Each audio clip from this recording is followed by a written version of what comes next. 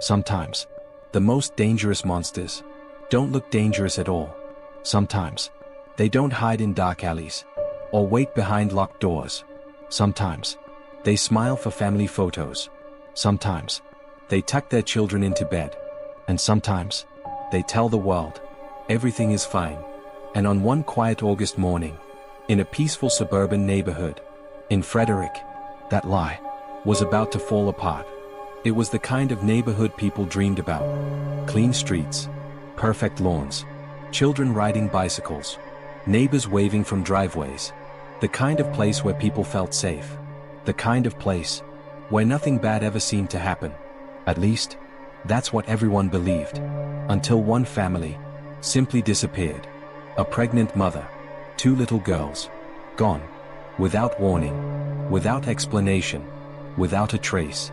And standing in the middle of it all was a husband, a father, a man who claimed he had no idea where his family was. His name was Chris Watts, and at first glance, there was nothing about him that felt threatening. He wasn't loud, he wasn't aggressive, he wasn't intimidating. If anything, he seemed quiet, reserved, almost invisible, the kind of man most people would never notice. He worked long hours. He kept to himself. He smiled politely. He spoke softly. And to the outside world, he looked ordinary. But appearances can be dangerous things. Because behind every smile, there can be something else. Something darker. Something waiting. And in Chris Watts' case, that darkness was already growing. Long before anyone realized it. Long before police arrived. Long before the news cameras. Long before the confessions. Because before Chris Watts became one of America's most disturbing fathers, he had something that looked perfect. A beautiful wife, Shanann Watts. Strong, confident, full of life. The kind of woman who lit up every room she entered. She documented everything. Birthdays, vacations, family dinners, bedtime routines, holiday mornings, little moments, big moments. Every moment, and she shared it all, to friends, to family, to social media, to the world. And from the outside, their life looked perfect. A beautiful home, 2 little daughters, another baby on the way, a growing family, a loving marriage, a future. At least, that's what people thought. Because what nobody could see was what was happening behind closed doors. By the summer of 2018, something had changed. Not suddenly, not dramatically, quietly, slowly, almost invisibly. Chris was becoming distant, colder, quieter, more withdrawn. And Shanann noticed. Of course she noticed. Because when someone you love starts pulling away, you feel it. Even before they say a word. Calls became shorter. Texts became colder. Affection became rare. Conversations became awkward. And the warmth that once filled that house began to disappear. At first, it felt like stress. Then, it felt like something else. Because Chris wasn't just distracted. He was somewhere else. Mentally, emotionally, psychologically. And the deeper investigators would later dig, the more disturbing that truth would become. Because while Shanann was fighting to save her marriage, Chris Watts was building a second life. A secret life. A hidden life. One nobody around him knew about. At work, he had met someone. A new relationship. A new excitement. A new escape.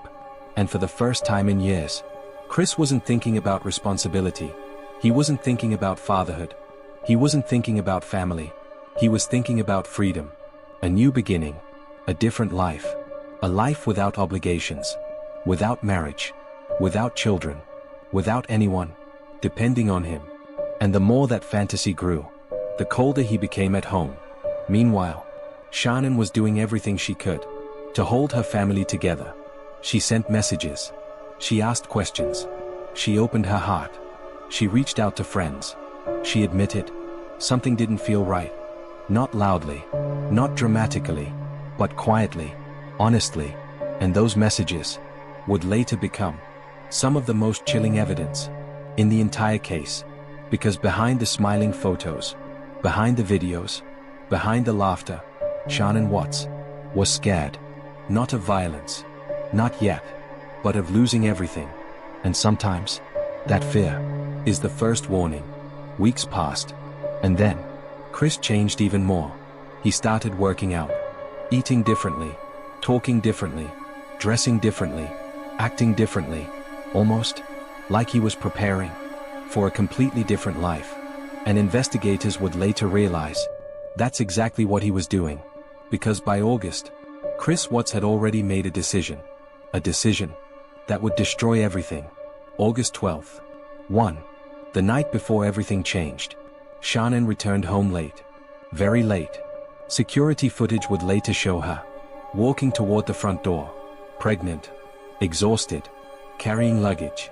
Carrying another child. Completely unaware that she would never leave that house again. Inside, everything looked normal. Family photos. Children's toys. Little shoes by the stairs. Blankets. Books. Memories. Upstairs, 2 little girls slept peacefully. Bella Watts and Celeste Watts. Too young to understand danger. Too innocent to see it coming. And somewhere inside that same house, their father was awake, thinking, planning, waiting. No neighbors heard screaming. No one heard fighting. No shattered glass. No forced entry. No signs of struggle. Because sometimes, the most terrifying crimes don't come from strangers. Sometimes, they come from someone you trust. Someone your children call Daddy. As the night grew darker, something happened. Inside that home. Something that would horrify the entire world. And when morning finally came, Chris Watts did something almost impossible to believe. He got dressed, packed his truck, went to work, like nothing had happened. Like it was just another Monday. But hidden inside that truck, and hidden inside the mind of a man who looked completely ordinary, was a secret so horrifying that even experienced investigators would struggle to process it. And just hours later, when Shanann's friend couldn't reach her, the first alarm would be raised, and Chris Watts would have to do something he hadn't fully prepared for. Pretend that his pregnant wife and his 2 little girls were simply missing. But what police were about to discover inside that house would begin exposing cracks in Chris Watts' story almost immediately.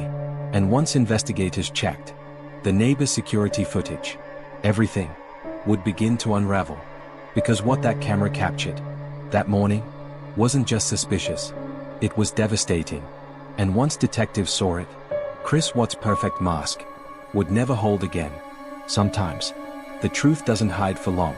Sometimes, it starts to show itself in small ways. A hesitation, a detail that doesn't fit, a story that feels just slightly off. And in this case, it didn't take long, because within hours of Shanann Watts being reported missing, something already felt wrong. Not just to investigators, but to the people who knew her best. She wasn't answering calls. She wasn't responding to messages. She hadn't shown up. And that alone was enough to raise concern. But what came next made that concern impossible to ignore. Her friend arrived at the house, knocked on the door. No answer. Called again. Nothing. And that silence felt familiar. Not peaceful. Not normal. Just like before. Too still. Too quiet. And this time, it meant something. Police were called. And within minutes, they were standing outside the Watts home. A house that looked perfect. From the outside, nothing seemed out of place. No broken windows. No forced entry. No signs of chaos. Just a quiet suburban home, under a bright Colorado sky. But inside, something was missing. Because when officers entered, they noticed something immediately. Shanann's car was still there. Her purse still inside. Her phone still in the house. And for a woman who documented everything, who lived her life through communication, through connection, through presence, that didn't make sense. Because people don't just leave without their phone. They don't walk away from everything. Not like that. And suddenly, this wasn't just a welfare check anymore. It was something else. Something heavier. Something that demanded answers. And standing right there, with police, was Chris Watts. Calm, quiet, cooperative.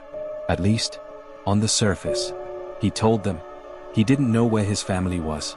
He said Shanann had left. That she was upset. That maybe, she took the girls.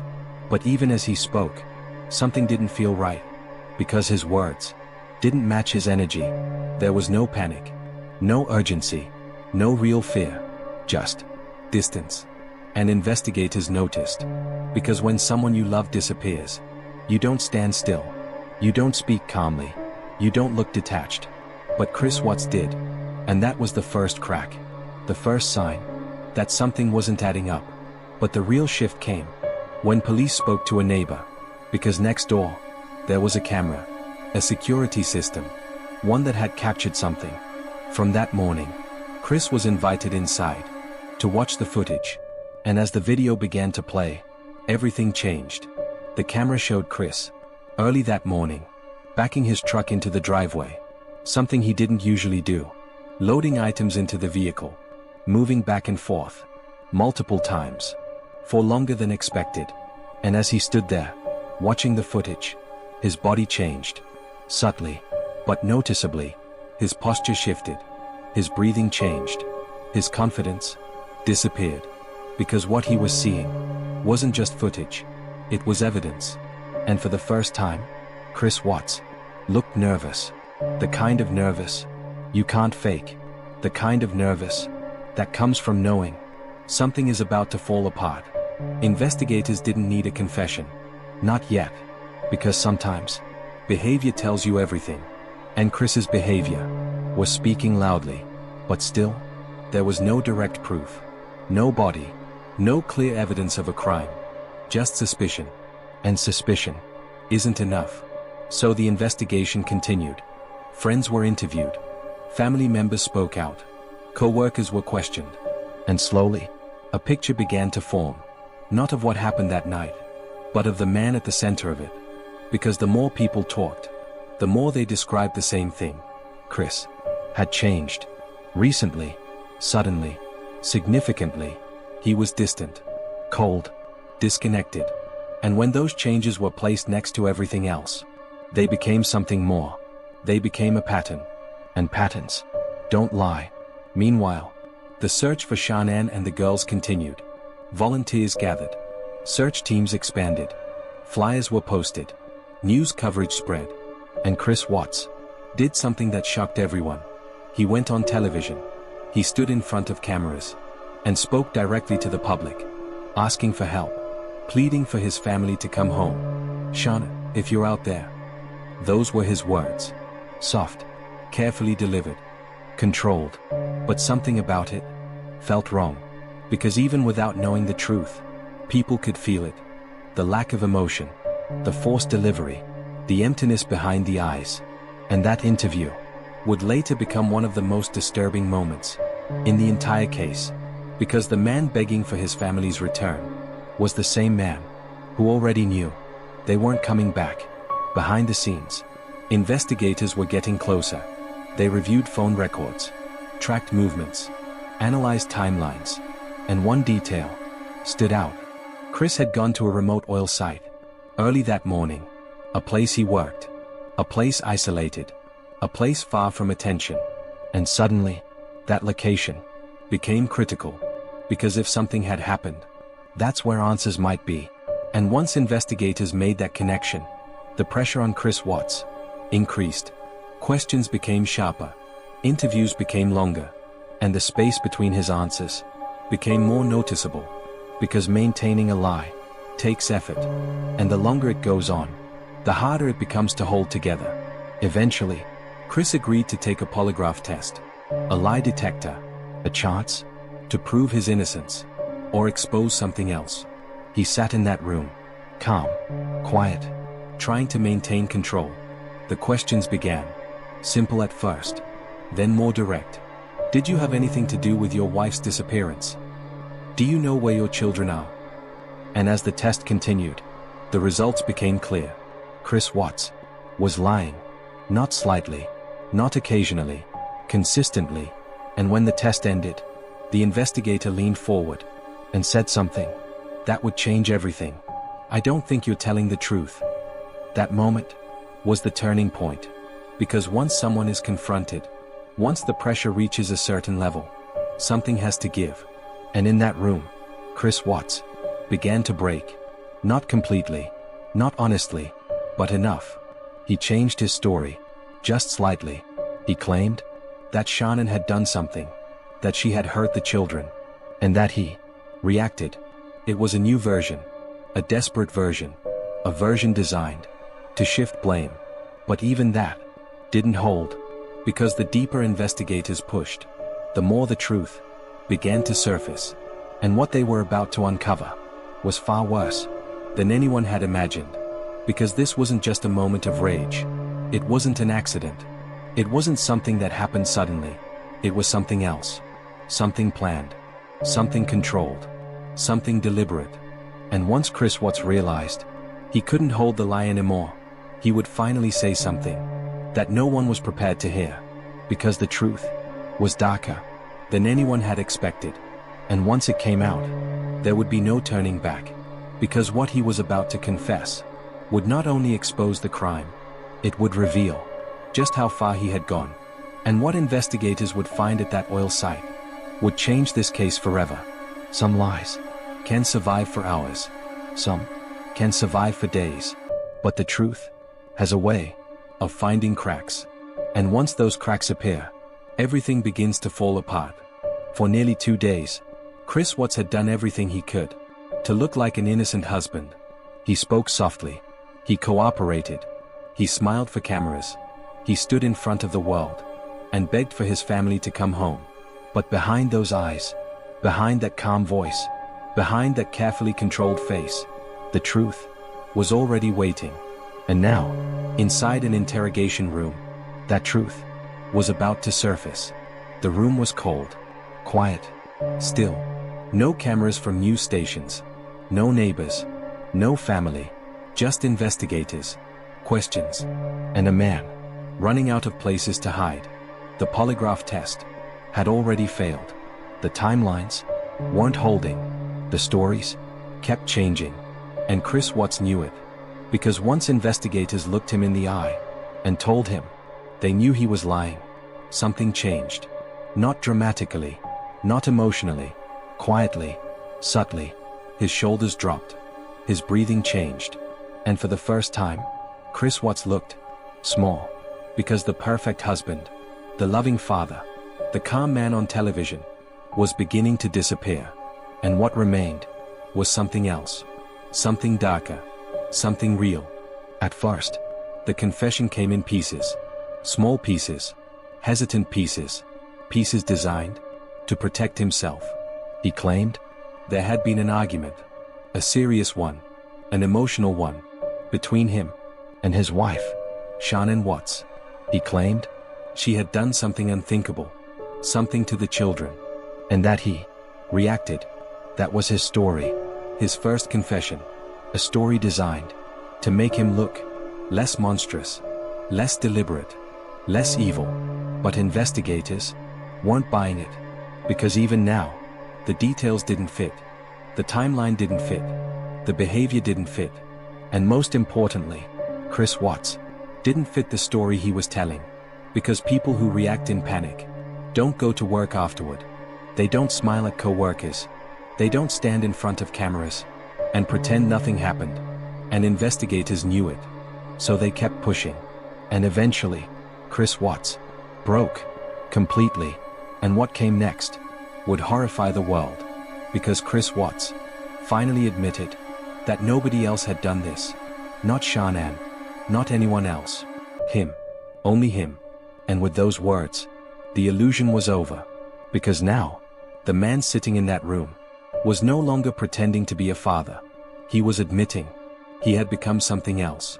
Something no parent should ever become. A killer. And as the confession continued, the details became harder and harder to hear. He described that night, August 12th. 1. The night Shanann came home. Late. Exhausted. Pregnant. Completely unaware of what was waiting for her. She walked through that front door. She climbed those stairs. She entered her bedroom. And sometime after that, inside the home, inside the room they once shared, Chris Watts ended her life. Quietly, deliberately, and once Shanann was gone, the horror was only beginning. Because upstairs, two little girls were still alive, Bella Watts and Celeste Watts, too young to understand what was happening, too innocent to know they were in danger. And yet, their father looked at them and made another decision, a decision so disturbing that even experienced investigators struggled to process it, because Chris Watts loaded his family into his truck in the early morning darkness, a pregnant wife, two daughters, and himself. Then he drove, not to a hospital, not to police, not to family, but to a remote oil site, a place he knew, a place isolated, a place where nobody would see. The drive was long, quiet, and inside that truck, one of the darkest journeys in modern true crime was unfolding. When investigators later learned what happened during that drive, it shocked the entire world, because one of the children was still alive, and during that drive, one of them asked a question that would haunt millions forever. "Daddy." A pause. Then, "Is the same thing going to happen to me?" Those words would become one of the most heartbreaking moments in true crime history, because in that moment, there was still innocence, still trust, still love, even in the presence of evil. And yet, Chris Watts kept driving. When he arrived, he carried out the rest. And with that, an entire family was gone. A wife, a mother, two little girls, and an unborn child named Nico, gone. Not because of strangers, not because of an accident, not because of fate, but because of one man. A man who wanted a different life. A man who wanted freedom. A man who believed starting over was worth more than the people who loved him. And once investigators searched that oil site, the truth became undeniable.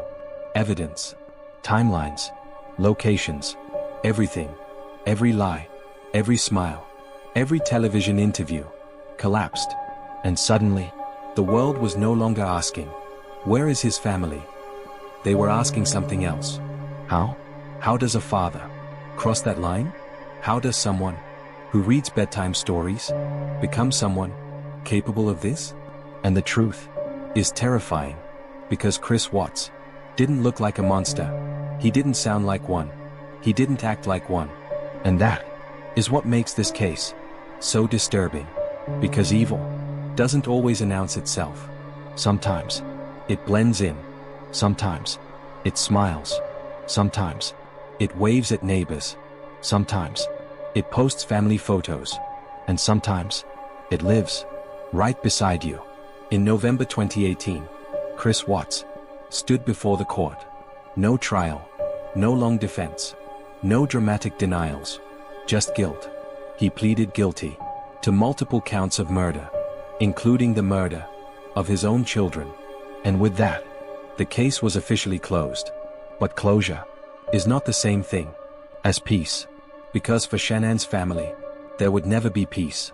Not really, only memories, photos, videos, laughter frozen in time, and unanswered questions that would live forever. Why? Why didn't he leave? Why didn't he walk away? Why didn't he tell the truth before it was too late? Questions that may never truly be answered, because some cases aren't disturbing because they are unsolved. They're disturbing because they are, because the truth is sometimes worse than mystery. And in this case, the truth was devastating.